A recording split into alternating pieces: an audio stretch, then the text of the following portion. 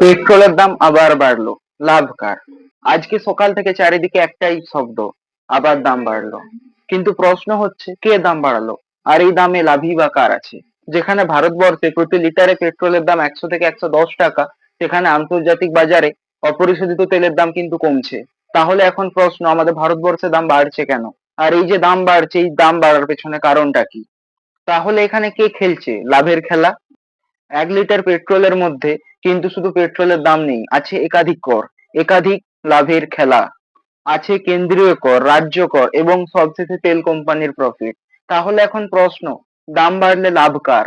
যেখানে সাধারণ মানুষ 100 টাকায় তেল কিনে চিন্তা ভাবনার মধ্যে আছেন, সেখানে তেল কোম্পানি কিন্তু লভ্যাংশ পাচ্ছে। প্রশ্ন হলো, এটা কি নীতিগত দাম নাকি রাজনৈতিক দাওয়ায়?